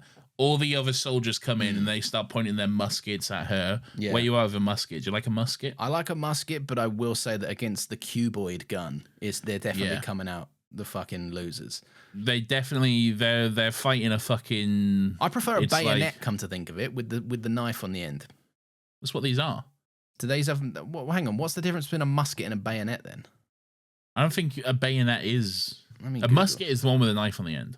So what the fuck is a bayonet? I don't know what a bayonet is, man. I think that's something else. Bayonet weapon. I'm gonna Google that one. Yeah. Oh no, a bayonet is the knife bit, I guess. Okay. Yeah, it's a knife or dagger that would often be mounted at. So a musket has a bayonet. Bayonet is the spear on the end of the gun, as Nat says. So there we go. Good stuff. There you go. Yeah. So technically, you just like muskets, whereas I like bayonets. But if we put them together, the musket encompasses the whole thing. no, it doesn't. It doesn't. It Bayonet. does. If we merge, our beautiful little ideas come together and We're not going to merge, all right? Just stop this now, okay? What do you think of a musket? Do you like a musket? I'm fucking with a musketon. Yeah. Tried to make that work. It didn't. No, hated that. I will fuck with a musket though. Yeah, I think they take too long to reload. You got to get the stick do. out and shit. Yeah. That's why they're fun though, and that's I think pretty sick because also that was what the American founding fathers were like when they're like, oh, all men should have the right to bear arms because it's like, yeah, yeah, yeah, yeah. Yeah, I don't think they predicted what the country would turn into because back in the days, if you were going to shoot someone not with a firing musket, 5 million rounds in that time, you know, if they saw fucking an AR-15 now, they'd scream in terror, you know. All men should have the right to holy fucking shit. Holy, let's rethink that one, boys. Shit. Yeah, back in the day, if you were going to shoot someone with a musket, you had to really want to shoot them because you'd spend half your life loading that motherfucker. Yeah, it's pretty sick. Yeah. But yeah, so he's like, thanks for resurrecting me, Friday. Bit fuming because you're these guys' pets now or whatever. Yeah, so this is what happens. Then they all come in and they're like, hey, we're going to kill you. Yeah. Because we're British and we love Queen and Country. That's what we do. We're all about coming in and That's killing what we do. people. We're all British. Yeah. And then the doctor's like, hey, no, let me speak. Let me speak. I can speak for these people. Yes, all right? Yes. The doctor's like, look at me. I'm the doctor. All right? I know your people. Your people know me. Okay? Yeah. We them boys. We them boys. I love peace. Yeah. Mars is dead. That's shit. All right? Low to key be fair, sucks for you. low key, this is not no cap FR. All right? No real. cap for real. For real. All right. On God. Okay. On God, Mars be fucked for real. Mars is low key cooked. Okay. Chat, clip that. Mars is unalived for real, chat. Okay. And it's brutal, okay? But look, all right? Yeah. We're here. It's chill. Yeah. We can all be chill together. It's good all right? vibes here. Wouldn't that be chill? But then the humans are like, I think one of them accidentally shoots one of them. Yeah. One of so them. and that'll do it. Yeah, that'll do. One of them accidentally fires a shot. Yeah. It doesn't hit any. I think it just hits her armor or whatever, and she's fine. Yeah. But it then tends to she's start like, wars, though, just popping off rounds, doesn't it? Yeah. But then she's like, what if I killed you and turned you into a little ball or something? Which is probably the preferred outcome, because otherwise now that guy would have had to have sit out the rest of the episode reloading his musket. Yeah, it's true. And also it is worth being said that not the colonel, but the colonel's underling, I think it's the captain.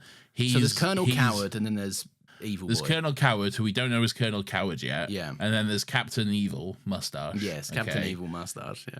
And Captain Evil Mustache is like, he's a bit trigger happy here. Yeah. He's like, We'll bloody kill you all for queen of country. Take aim, boys. Take aim, sit down, stop talking, be quiet, there's a good gal. Okay? Yeah. He's very much Harry like that. Lloyd's it up, you might say. He does Harry Lloyd it up, as we all say. Yeah. It's a thing we all say. Which is, yeah, exactly. So it basically all goes to shit. Then our war starts, basically. Yeah, a war starts. It probably stops a little bit and then starts again because the episode tends to do this. But for the bones of it, a little bit of a war starts. Oh no, she asked the Queen's like, Bill, come here. That's what I was going to say. Yeah. Then at one point, the Empress of Mars, who is Arachnos, the Spider Woman, is like, you female, what do you think? Because you're a female and I'm a female, and we're both female. We're surrounded by noisy men. And me, Mark Gatiss, I'm a feminist, right? In this, right? Okay? So I'm so glad you brought this up, and it wasn't me that had to do this, right? Because there is a specific genre, right, of post 2016 but pre 2020 mediocre writing from men, right? Right, you'll see 2016 era feminism. Yeah, is really and you'll see this is rife. This is rife everywhere. One of the most famous instances, Simon Kinberg, and they should change the name to X-Women, by the way. Oh yeah, and then Jennifer Lawrence kind of just goes and walks out. And you really want to sit with that one. But yeah, this happens so much. And then what actually boils my piss, and I went back to write it in, right, is because this is a nothing thing. I'm sure it's well intentioned, right? It is. Yes. But the line exists so that Mark Gatiss can get a clap on the back. Right? Yeah, and a job well done. And then later on, is Mark Gatiss a performative male, everyone? Is Mark Gatiss drinking his matcha and reading feminist literature outside of Costa Coffee? We've seen him do it. Wearing a little tote bag or something. Yeah. A burlap sack, perhaps. But the thing that what boiled my piss and what made me rewrite it, because later on there's a scene in the episode where someone is both sexist and sort of racist to Bill, right? Oh yeah. And Bill goes, "That's annoyed me, but anyway, let's go on." And then just doesn't pull him up, and I'm like, "There's the moment. If you wanted to do a fuck you men thing, like." Yeah, she specifically says, "I'll forgive your Victorian values because you are actually Victorian." Yeah, and then that's it, and that makes it cool and chill and fine. And and then it's okay actually. Yeah, you know? I think that's Mark writing in because he probably spends his free time writing up excuses for the royal family's horrible fucking racist actions. Don't you feel like Mark Gatiss seems like the kind of guy who, like, in his spare time dresses as a Victorian bloke? Yeah, you know? he goes to conventions. You can picture Mark Gatiss riding a penny farthing. Oh, that's only because he's played every fucking period character in Doctor Who under the sun. But it's true, yeah. But you can 100% picture Mark Gatiss riding a penny farthing. Yeah. You can. Like about modern day London as well, you know, but not in like a hipster stylish way. In like a way that he's dressed head to toe in period dress because he wants to. He's got a top hat on. Yeah. And it says "Good day" as he passes you. Good day, sir. Good day, sir. Yeah. On his way to write more dog shit Doctor Who. Hopefully not. Fingers crossed. It is funny that he's the one man that is frequently around in this era, but no one ever brings up like, "Well, where's the Gatiss episode?" You know. Like, no one wants a Gatiss episode. No, but when Boom was announced and people and Joy to the World and Stephen Moffat being a writer, that was a big thing. People were like, first Moff in years. It's been 8 years of crickets from Mark Gatiss, and people are like, stay gone. That's fine. Yeah, because I think, as I said, I don't think anyone wants another Marky Mark episode. I mean, if he wants to make another Robot of Sherwood, I'm there, right? But since that episode, he seemingly forgot how to have fun. I don't think he ever did really know how to have fun. Oh, true. It was Stephen Moffat, wasn't it, that did that? Yeah, maybe. Anyway, so a war breaks out. Not so war. They're like, "Hey, we're gonna kill you," and then there's some more Ice Warriors. They wake up or whatever, and they're like, "Oh, we're here to help too, mummy." So then they do. And then it's all shit. There's two moments in this episode where they go, "There's only 2 of them," or "There's only 3 of them," and then it cuts to the Ice Queen being like, "More ice, people. More Ice Warriors, yeah." But then still, the set can only accommodate 4 of them. Yeah. So like, why bother? They only have 4 of them. That's why. Yeah.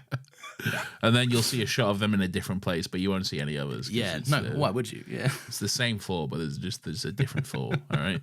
Anyway, point is. Then the fucking Colonel Coward is outed as Colonel Coward by Captain Evil Mustache. All right. He's like, this man, while you were fucking fighting for Queen and Country, he was doing a dance or whatever. He was raising it up at the Roomba or whatever. He was raising it up and doing the jiggly pokey, okay? Okay. What's the thing that all those guys did? They probably all shared condensed milk or something. They probably had Condensed milk? Yeah, they probably had tinned food parties. I don't know what people were doing in the 40s. This wasn't the 40s. This was way before, the actually. 40s? Yeah. No, my head was Fucking hell. for some reason thinking World War II, but this was 18-something, wasn't it? Yeah. 1810 or some shit, man. 1810, that's ages. That's before cool guns. That is before cool guns. Anyway, point is, they He's like, this guy. This guy's got a neck scar, right? Because he survived the hanging, which actually is pretty cool. He was hung for cowardice. Yeah. What's that word when you overtake someone? Overtake someone? Yeah, when Overtake. you like. No, when you like usurp. When like pirates do it a lot. It's when the Commandeer? No, you throw the captain away and you're the captain now. What's that word? Oh, I wanted to make a Tom Hanks joke. Mutiny. That's it. Yeah, that's what happens basically. They do a mutiny. He does a little mutiny. He's like, this guy, he fucked it, right? He deserted his post. And he's like, I suppose if we're all about to get turned into big storage cubes or whatever, then I suppose you should all know this guy's a coward. This guy's like, allow it, I'm not a coward. And he's like, take him to the brig. And matter of fact, take the doctor and Bill there as well, because I'm getting pissed off with them. Yeah. Because they keep trying to stop doing a war. They keep trying to stop doing the war. And he's like, hey, you can't fight these people. And then he's like, the one line, which I think is actually quite good in the episode, and it's in all the trailers and everything. And this is why he's quite good, this Captain Nativille mustache. He's like, I dare say, I think the British Army is more than a match for a bunch of upright crocodiles. Yeah. Okay, very good stuff. It is a good stuff, right? But I am sick of this trope, and I am excited for this trope to go away, right? It never will. No, I know, but the trope of like woefully underprepared warriors. Yeah, like it never will go away. I know it never will. Go away. I know, but it's so frustrating because they have the equivalent of sticks and stones against fucking lasers. Right? And that's the whole point of it. I know. It's ego. You know? Yeah, I know. It's hubris and dumb shit, and they can't look past. How could anyone defy the British Empire kind of shit? But like, but it's always bad and makes the character seem really dumb. And I guess the characters is dumb, so that's fine. Yeah. And you are dumb. Yeah, that's fair. Yeah, that's fair. But sometimes it's good because sometimes the sticks and stones versus lasers is the Ewoks versus the Empire. And that's true. Yeah. So fuck you. And they start reloading a stick and a stone much quicker than reloading a musket. You just pick more up off the ground. Yeah, but the Empire had E11 blasters. Oh, yeah, true. Yeah. You don't have to reload them. If the guys knew that in the Constitution when they were writing it, they'd say, fucking hell, they've got E11s. They knew about E11 blasters. Yes. Fucking hell. Especially E11s on Fortnite. Yeah, because they just go forever. There's no ammo cap on them E11s. I'm not playing Fortnite. Oh, you miss playing Fortnite, man. Fortnite's good. Don't. You do. You frequently say. I don't. No, I don't. What's fun? This is what. So they all go to the brig, right? And the bloke's like, hello, we're in the brig. Yeah, he says the doctor and the Bill. Who are you? Right? And the Bill's like, we're the Bill. Yeah. Oh, I see what you're doing. A little joke. And he's like, and the doctor does have a fun moment where he goes, speak for yourself. When Bill's like, we're the police. And then this guy's like, a woman in the police. Hilarious. Yeah. And this is where Bill should. He's not really racist. He's more just sexist. No, I guess not. But there's an air of snobbery to it that I don't appreciate. Yeah. Anyway, Bill just is like sick. Love that. Anyway, thank you for the cool sexism. Anyway, I have no rebuttal to it. I'm happy about this sexism. Let's move on. Bad stuff. And then just nothing happens. Really, it's all just a bit of nothing, isn't it? It's all just. There's a bit of a war, but not really. Yeah. And then, like, they break it. Oh, Friday breaks into the brig and is like, listen, I'm here to help out. Yeah. I'm not with the Ice Warriors, but I am. But I'm not really. I actually want to be boys with you guys. I love you guys, and I love the British soldiers. So let's all just be kiss. Let's all just kiss and let's all do kissing and stuff. I like this. Let's all do the kissing. I love it. It's way more productive. My Ice Queen, she's got cross with me because I woke her up too late. She says she doesn't like me being a butler, but I quite like being a butler, if I'm honest. I really like it, you know. I like it it's so much, but she doesn't like it. She says it's not a good career for you. She keeps trying to turn people into cubes. I don't get it. I don't know. We've got I don't loads like of the room. cubes. I just want to clean my little plates, you know. Sometimes I get the leftover scones. It's nice. It's nice. It's good.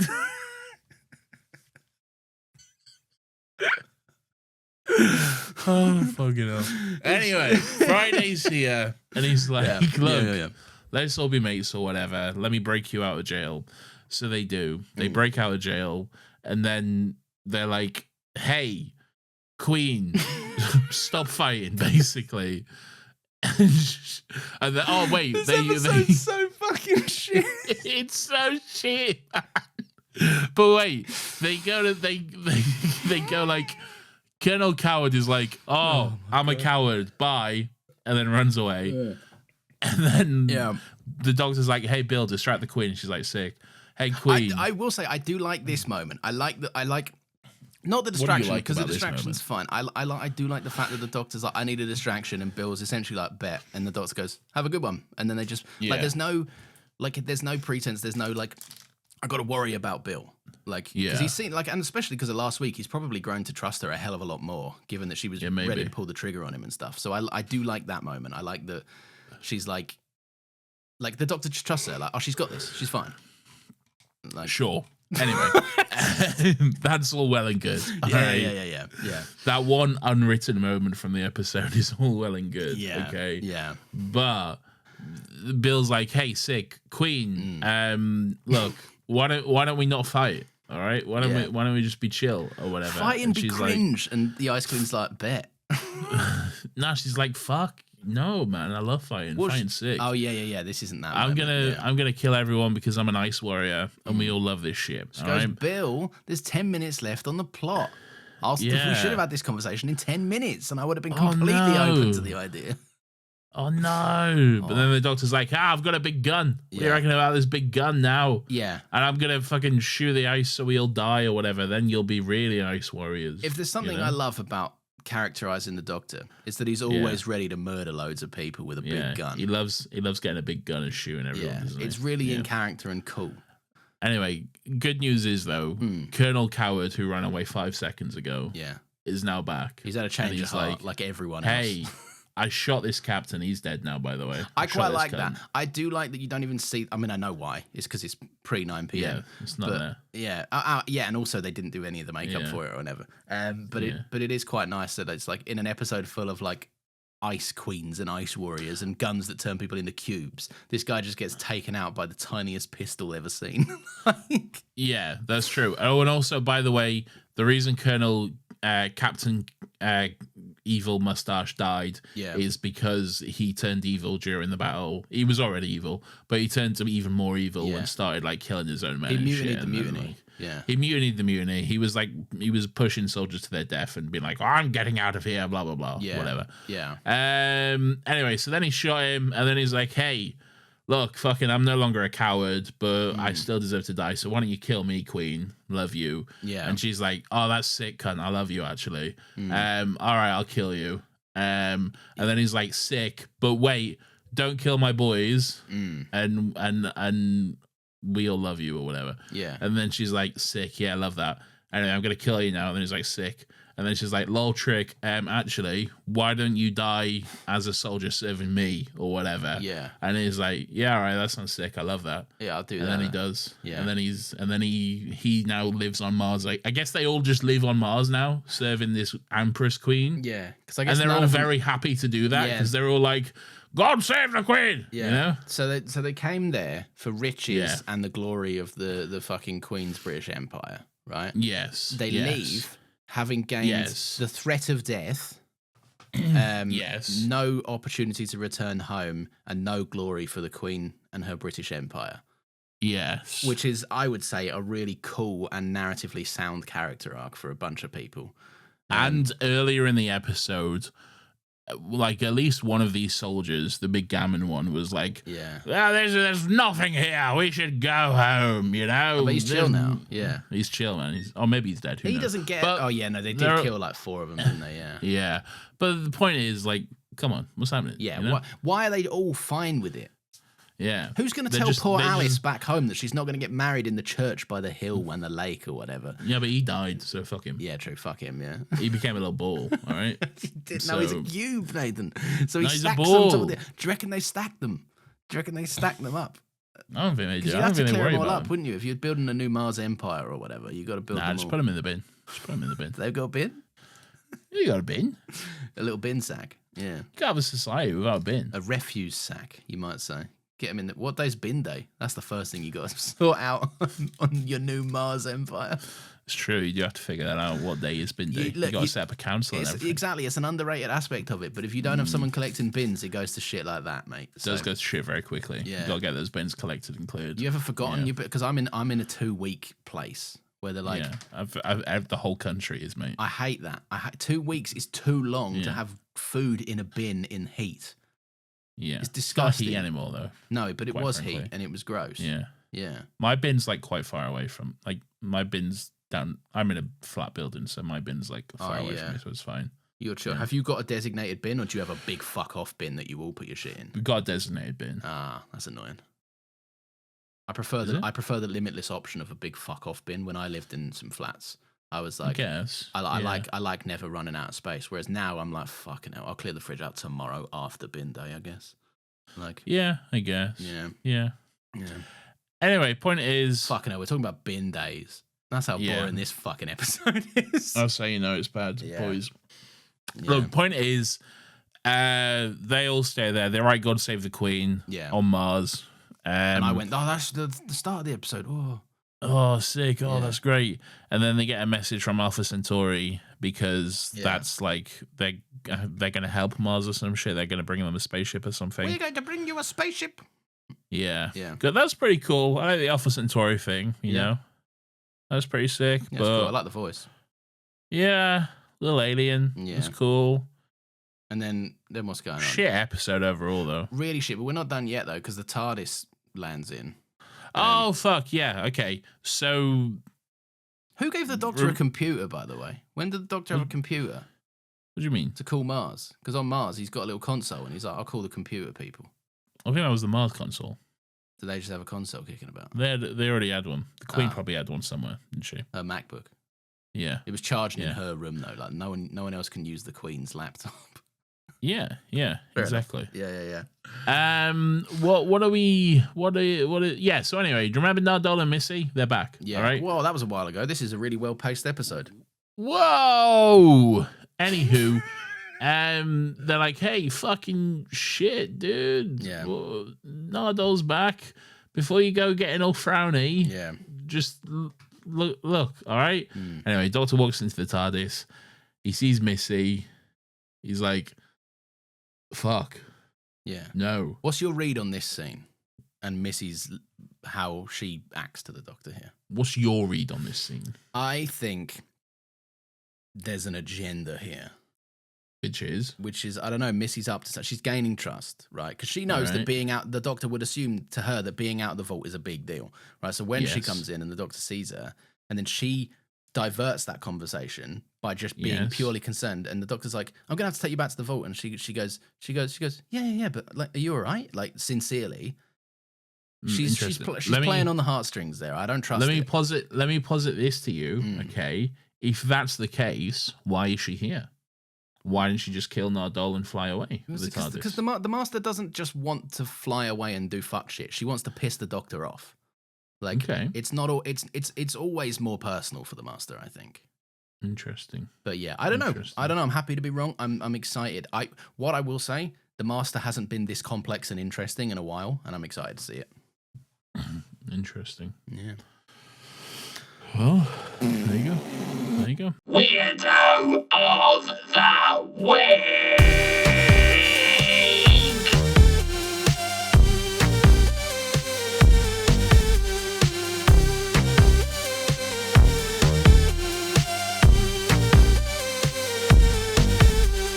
Weirdo. This is everyone's favorite section of the show where we get to take a chance to look back and reflect on some of the weird and wonderful and grubby little fucking characters who come across our screens each and every single week.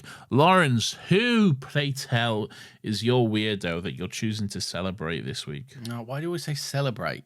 I'm not celebrating. You love them. You love them. So the idiot that's like, come morning time, I'm gonna be Jackdaw. He's like, come Captain morning Jackdaw. time, I'll be long gone. I know loads about the flying of this spaceship, and rumor has it it's closer to being ready than we think. Right? Rumor has it. That's still not ready. Rumor has it. He's gonna nice. Anyway, it's a weak weirdo, but he's an idiot, and I don't like him, and he's annoying, and he's a bad actor as well. So there you go. There's Right. like So 4 so reasons. it's so so the guy. So basically, he doesn't know how to fly a spaceship. But yeah, he's like spaceship. this, I'm gonna steal this thing, and the spaceship. I heard it might be ready soon. It's like you might want to wait until you know that for a fucking fact, you idiot, before you steal something that you're inevitably going to get killed for stealing. Yeah. So dumb fool. Who is your weirdo? Pray tell, Nathan. Mine is Stephen Moffat for continuing To employ this man. to employ Mark Gatiss. Or like, I don't know, does Mark Gatiss have some like dirt on him or He something? must have, man. He's been employed for far too long. Yeah, I don't know, man. I don't fucking know. But like, there's gotta be. You can't keep producing just this level of dreck after dreck after dreck, Well, and then be like, I think wouldn't it be great if I wrote another episode of Doctor Who? I think it's because he's a journeyman. Like he's consistent. He's going to get it in probably on time, probably under budget, right? And he's going to make the rest of the other episodes look really good in comparison. Like, yeah, maybe, yeah. I guess you do need a shit one there to make the others look shinier, don't you? Mate, if So every maybe. episode of Doctor Who would be Heaven Sent, we'd be 10 seasons into Heaven Sent by now, and we'd be like, fucking hell. Like, but then again, we just got 2 seasons of Andor where every episode's pretty fucking sick. So Yeah, so So- I don't think that holds true at all. yeah, maybe really. not. Yeah. Yeah, I do. What I will say though, right, and this is not any praise of Mark Gatiss, because I believe he tries to make good episodes, and I just think he's a bad writer, right? But what I will say is, it makes this show more fun, and it makes Doctor Who in general more fun. Doctor Who is stuffed to the brim with absolute arse in it, yeah. and it makes it more of a versatile and fun show to watch, I think. Because we get to have fun. We get to have fun making fun of it, and I think that's, it's, Oh, you mean this show still got legs? yeah, we get to have fun making fun of Doctor Who, and I think that makes for a more interesting podcast to listen to than us just being like, "Oh, Doctor Who's so sick" every week. That is true. Yeah, That is true. so that's the one praise I'll give Mark. That if you have a podcast talking about this incredibly specific thing, you might enjoy these episodes just a smidgen more. That's that. I guess. Yeah. Yeah. Right. That makes sense. That makes sense. Yeah. Beautiful. Beautiful stuff. All right. What comes up? What? Yeah. What did you say? I don't know. What comes next? I was like, what does come up? I don't know. I don't know. Nathan, what comes next is it's time for the audience to have their say, right? If you don't know what we do here, the audience write in. We've got messages, we've got voice notes. We're going to start with the emails, or Nathan's going to tell me that we're going to start with the Discords. We're going to start with the Discords. All right. Lauren G says, first 10 minutes is good. Then it's mid for about half an hour. And then we get Alpha Centauri. Iconic. End strong with Missy in the TARDIS. Again, I don't know who Alpha Centaur is. Yeah, I thought it was just a fun little reference to Alpha Centauri, which is like the planets thing. But I guess I was wrong. Apparently, it's a thing from Classic Who. Yeah. Thanks to chat for letting me know that. Good on your chat. Arthur Centaur. That's what I'm going Arthur for. Centaur, yeah. So, fuck, I don't know, but excited to find out, I guess. You know? Half horse, all cowboy. Sure. Arthur Centaur. What? Oh, Yeah, okay. There you go. Right, sick. Who emailed us, please? Pray tell. Lawrence, we got some lovely emails. We got some beautiful emails. We got an email here Yay. from a beautiful person called Jordan. Hi, Jordan. And they say, hi, Nathan and Lawrence. The subject line reads regarding Mark Gatiss, brackets, Empress of Mars. Big fan of the pod and have been listening for about a year now. Hell yeah. If I've got my dates right, you should be discussing Empress of Mars You got your right dates now. right. Good job. While I listen to Thin Ice. Time travel. As it's the last episode of Doctor Who ever to be written by Mark Gatiss, brackets, I hope, I feel it's the last opportunity to inform you that you've been pronouncing his name wrong for the past 140 episodes. What? It is pronounced Gay Tiss, and we know this because of his famous quote, "Just think gay. I always do. Quotation marks, Mark Gatiss 2013. Oh, he's a proper performative man, isn't he? I even said it wrong in that bit. Other than that, I don't have much to say. This episode is kind of mid, not really a grand send-off from this mispronounced maestro, but at least it's better than The Lie of the Land. Keep on legging, Jordan R. I don't know if it is better than Lie of the Land. Absolutely not better than Lie. Look, I'm the first person to admit Lie of the Land shit the bed in the ending, but fucking hell, the level of quality for fucking 35 or 45 minutes is so much better than this. Yeah, I don't think it's better than Lie of the Land at all, but thank you very much, Jordy. Thanks for getting in touch. Yeah, and thank you for listening to the show, but also, I don't think we pronounce it wrong, do we? I mean, I guess we do. Well, I mean, it's his name, so yeah, but what does he know? I think he knows how to pronounce his name. Nathan, if there's one thing we know for a fact, it's that Mark Gatiss can't write to save his life. So how do we know that he's been getting it right this whole time? That's a good point. Is this empty? And there's no Y in his name, is there? So that's all I'm saying. There's no Y in... Maybe he wrote it wrong. He writes everything else wrong, so why not? I'll write you wrong in a minute. Don't write my wrongs. Who's next? Who is next, Nathan? I will tell you who's next. Garen says, "Can you believe it? This is the last Mark Gatiss episode of Docky Who. This episode, this aired on my birthday in 2017, and I'd like to think him not writing any more episodes of my favorite show was his special present for me. Is this his worst episode? No. Is this his best episode? No. Is this a classic Gatiss wet fart of nothingness? You better believe it is." Yeah. Very fun. Yeah. Very fun. Here's a fun fact from Hugo, who just wrote in the chat. I didn't know this, so this is actually quite fun. The writer of this episode and the writer of the last episode end up in a mud pit pointing guns at each other in the Christmas special. Oh. So that's very fun. That is fun. Hugo I didn't know that was the writer of last episode, so that's fun. Hugo always be knowing about the writing. That's one thing you know Hugo about doesn't know shit, all right? Hugo doesn't know shit. Yeah, fuck Hugo. Yeah. Next up, we got an email from Ryan Ward. Yeah, Ryan Ward. Who says, quick thoughts on Empress of Mars. Hey, boys, quickly writing this whilst you're recording the episode. Probably the last one. My weirdo of the week is the TARDIS team for not learning the lessons from Oxygen. The Doctor went blind, and it cost the whole world to be ruled by a fascist regime. And they are still taking their helmets off on Mars without properly checking. Yeah. I also thought it was incredible that Marky Mark listened to what you said last week about not using the Churchill actor for the image of Churchill and use the actor who played Queen Vic in Tooth and Claw. Keep on legging, Ryan. See, told you. Yeah, you did tell me, to be fair. I didn't notice it. Maybe that's why the Doctor was quite hesitant to take off his helmet, you know? Yeah, that is a moment. The only one. Yeah, it's true. Yeah. He's like, I don't want to still be blind anymore. I don't want to still be blind. Lovely stuff. Moriax, Nathan on the Discord says, I really wanted to like this episode. The premise is quite strong, and I love the opening despite the frankly bizarre music choices, but it never comes together.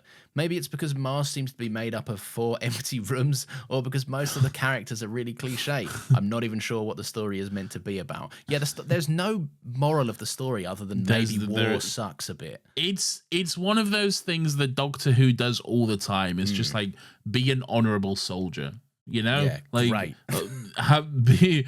Die with honor or some shit. Yeah, you know? Die for Queen and Country is Mark Gatiss' thematic takeaway from this. Great. Love that. And they're right. There's just like story elements which are just forgotten about completely. Yeah. Like, why did the TARDIS just go back to Earth? Not explained. Nathan, who cares when we could be worshipping the royal family? It's true. Silly, we can Nathan. Yeah. I agree, though. I do think the premise of this is strong. There's so much potential in this episode. Like the British Empire trying to colonize Mars, the indigenous people of Victorian Mars getting dudes on Mars. Yeah, man. Victorians on Mars. Why Victorian Mars, British soldiers. Bloody hell, we're on Mars. You know. Yeah, could have been good, but wasn't. Was bad actually. Was bad indeed. Yeah, we got any other emails? We have a voice note. Oh, let's hear it. God save the Empress of Mars in scaly dress. long may she reign. From caverns Hugo's got Hugo's pipes cold revealed? and red, where Brits may camp instead and sip their tea, they should be dead. Pegator sprain. Glory Okay. to crimson Mars, Queen's court beneath the stars, with helmets gleam.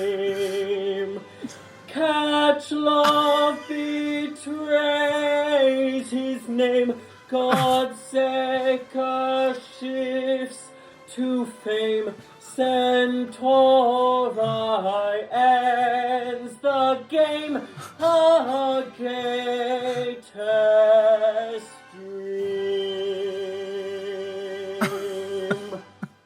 Wow. Anyway, this is the most Mark Gatiss episode to ever Mark Gatiss. It's kind of charming how very clearly this is just his specific niche of Doctor Who. And you know what? I have fun with it. It's silly, dumb fun. And as this voice memo proves, I guess I like that sort of thing. Wow. Thank you, Hugo. That's awesome. Hugo, two things. Firstly, it's been very fun to listen to your development because I'm pretty sure in the first one you were like, I feel really awkward doing a voice note. And now you're just doing full-on songs. And the second thing is I have to know, do you live with people? And if you do, what do they think of you as a person and of this show that you may have excused your actions by mentioning? That was honestly quite beautiful. I'm surprised that as an American you like was able to follow the tune of our national anthem. Yeah, because it's famously bad. Like it's famously bad and boring and dull. Yeah, it's Hugo not says he does not live with people. Hugo lives alone and sad. No, how can you be sad when you're pumping out tunes like that? I'd be on the radio. That's pretty true. Yeah. Wait, what? Why would you be on the radio? Because I'd be singing. I feel like it weren't this difficult. All right. Anyway, point is, what was I saying? I don't know, man. I'm in chill mode now. I've kicked my feet up. What was I fucking saying? It's hard to follow the musically incoherent national anthem. Is hard to. Oh yeah, our national anthem shit. Yeah. Yeah. Although saying that, can I follow the U.S. national anthem? I can make up lyrics to the U.S. national anthem, I guess. Yeah. What was it? Oh, say, can you see by the road's early line?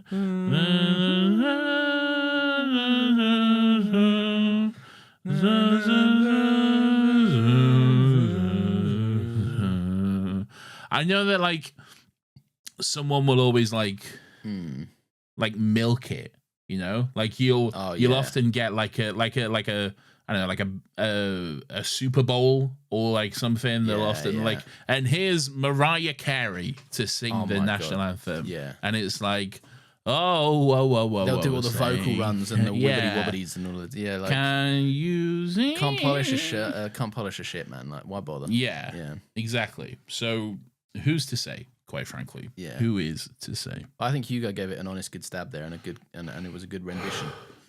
I think so too. A good adaptation, even, because all those lyrics were not the original lyrics. If you're not familiar with the British national anthem, it's less Mark Gatiss focused than you might think. I don't even know the fucking lyrics. Yeah. I know like the first bit. Say by the something. I'm just saying something. God. I think you're singing the US one again. Yeah, probably am. Yeah. You was. Yeah. Yeah, I was. What's the one they sing in The Dark Knight Rises? Queen. Probably the American one, right? Do you remember in The Dark Knight Rises when Bane's they're doing the national anthem and Bane goes, no what a cares about the lovely Dark Knight voice. Rises. Oh yeah, I do like it when Bane sings the national anthem. No, he doesn't sing. Oh, say, can you sing? You've fallen into Christopher Walken again. You do this. How is that Christopher Walken? That's Christopher Walken? That's my Christopher Walken. Okay, well, your Christopher Walken needs some work then. If that's your Christopher Walken. You got to Christopher Walken before you can Christopher Running, Nathan. Oh, good, very good. Thank you. Very good.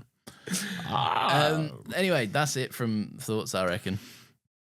Yeah, maybe. Yeah, we read out a few there, so I can happily close that tab now. And I can close the tab, and I can say a big, fat, walloping, juicy, fat thank you to everyone for listening, all right? Don't forget, Nathan, people can drop us 5-star reviews. I don't know if you knew about that. Have you been leaving us any yourself?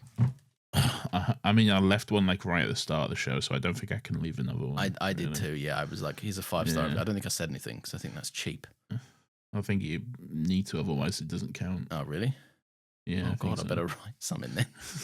Anyway, also, if you're like, God, where can I follow you and where can I find cool, fun things? You can go over to the social medias. We are at Still Got Legs Pod on Instagram and on Ticulus Toculus, where we're having good times. If you want to, we have a little Discord as well. It's a fun little space, fun community. People talk about all manner of stuff. They talk about TV, talk about movies, talk about games. It's not just Doctor Who. You might think it's Doctor Who, but it's not all Doctor Who, Nathan. What have you been getting up to in there? No, not really. I'm not getting involved. Great. Fucking amazing stuff. We got a Patreon as well, right? It's £5 for everything. You can sign up, and each month you get a topic episode. You might get a little episode commentary. You might be able to get the vote on it. You probably won't. There's no might. You will get an episode commentary. Oh, yeah. No, you will get it. You might be able to vote on what it is. But it also... Chances are you probably won't. Yeah, that's up in the air. And also you get an episode of Still Got Rex, which is our bonus pop culture thing, podcast where we recommend stuff to people. And we're like, hey, have you checked this out? And people can be like, no or yes. Yeah. But yeah, get on over there. Mosey on over. Have a good time. These episodes go up every single Monday at 10 a.m. I've had a good time recording this. I have too. Yes. So the mug thing, elephant in the room. Apparently an you've been a email naughty went out. boy. Yeah. No, I haven't been a naughty boy. I've just been an idiot, a stupid boy. I like this because people do know that I do the editing and you do the admin, so I get to wash my hands of this straight away. Okay. This is a Nathan original fuck up. All right, great. Fucking hell. Yeah, all right, we get it. I'm gonna be on my phone while you do the You're damage control. gleefully enjoying this too much, quite frankly. I am. It's not. Okay. It's rare that you fuck it up, so it's fun. All right, we get it, dickhead. Okay. Fucking hell. I just wanted everyone to know. First of all, so people apparently got an email in the early hours of the morning that said something like, hey, good news, Still Got Legs Patreon now does mugs. You'll get one in 3 months or whatever. Which is not right. It's been 6 months. Which, well, since we started the Patreon, the email unfortunately is right. Okay. Yes. The email is right. Okay. Now, when we started the Patreon, we said, hey, sign up on Patreon and you'll get a mug after 6 months, okay? And that was and is the intention, okay? Now, it's easier to just do the mugs directly through Patreon, so that's what I did, okay? Yeah. And Patreon says, hey, after 3 months of membership, okay, not 6 months, after 3 months of membership, your members can get a mug. And I was like, oh, sick. What I'll do then, once we get to the 6 months point, I'll sign that up. And then anyone who's been a member for 6 months will just get their mug straight away. Yeah. And then it'll just be 3 months on from everyone else for that point onward. I thought that's sick. But it doesn't take into account the amount of time you've already been subscribed. It's just from that point it's activated, okay? Which is really stupid, actually. And a weird it is system. quite stupid, yes. Thank you for saying that, okay? Yeah. No, whilst I'm happy to wash my hands of this whole thing, that is not to say I don't think Patreon should take a fair slice of the blame, because it is a dumb, stupid fucking system that they didn't explain well, Yes, that's true. And nowhere do they say that before you fucking sign up to it as well. Like, hey, I know people paid you anyway. money and you should be really clear on this, and we've got no weird loopholes that we haven't told you about. So yes. Yeah. So anyway, point is, I did that. I fucked up. Yes, it's my fuck up. I assumed wrongly that it would take into account the time that you'd already been a member. That's not the case. Anyway, I've sent an email to Patreon. I'm trying to get it rectified. I don't know if I will be able to, but I'm trying to get it sorted out so that people who have been signed up already can get their mugs or not. But the point is, everyone will get a mug in 3 months if that's not the case, but I'm trying to make it happen, so that's not the case. Yeah, but and if you're like, fuck you, I only signed up for the mug, firstly, I think that would be weird. But that would be weird. Yeah, that would be weird. But secondly, you are very, very, very more than welcome to unsub, and we'll still send you a mug when they roll out. Yeah. If you're like, absolutely fuck you, I hate you, I'll kill you, Yeah. That's so fine. You are. I just welcome wanted to the mug unsub. with the logo of the podcast I don't listen to. We will honor that. I'll still send you a mug if Yeah. that's the thing. Like, I'm not trying to fucking cheat anyone out of money or anything. So if that's the case, then you are more than welcome to drop off, and I'll still send you a mug. But but that's Nat where we're says at, it's okay? all good, Nathan. We joined for your content, not just the mugs. I would argue that you did join for 2 big mugs, which is me and Nathan. Hey! Thank you. Currently, Ari is the only one with a Still Got Legs mug. So How has that happened? I don't know, which we received no money for. I must say, like, Oh yeah, this was a weird like off-brand Yeah. fucked shop, wasn't it? Yeah. well, no, it was like something we set up, but just the company who we set up with just didn't give us any money for it. Oh well, that's So- cool and chill and normal. Yeah. So that's cool and chill and very nice. So yeah. Anyway, so that's there what's we going go. on. That's Muggate. that's Muggate. God, I'm so- Muggate. I'm so excited for Hashtag- the flow of mugs to be over soon. Like, Hashtag Nathan is over party. I'm cancelled finally. For my many crimes. oh, I'm itching my back. Anyway, what do you guys think of Doctor Who? Write in, let us know. Hit the bell, hit the thumbs up, and like and subscribe. Do all I that was good gonna say stuff. there's no bell, but there is technically if you listen on YouTube. Yeah, there actually is a Um, bell. Yeah. Yeah, so Yeah. subscribe to our YouTube channel. Let's do. You can do that. that. I know that Help some us out. people watch it on YouTube, which I find strange. But Shut up! all right? We need to go. yeah, thumbs good up on you if you listen. If you're listening Yeah. on YouTube now, you're cool and rad and sexy, and loads of girls think you're fit. Or boys. Or boys, yeah, could go either way. Mm. Yeah. Mm. Mm. Oh, I'm just speaking about my lived experience where loads of girls think I'm fit. Anyway, Nathan, what have you got to say to the people while I press the outro button? I've got to say that, quite frankly, oh.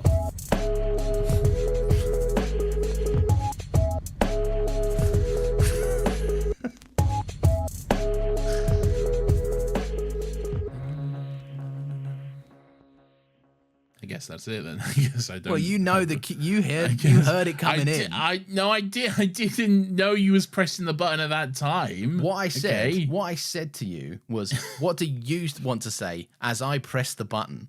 I believe you actually said while I press the button. Right, well, it's okay? there. It won a pilgrimage to Alright. get there, mate. Alright, but I didn't know that you was present at that time. I thought I had more time, okay? No I time. don't this is the exact I'm still recording, by the way. Yeah, this is same. the exact reason why I mentioned the Nathan, what should I say? Why I didn't like that. Because I don't like being boxed in to have a small amount of time. What do you want me to do?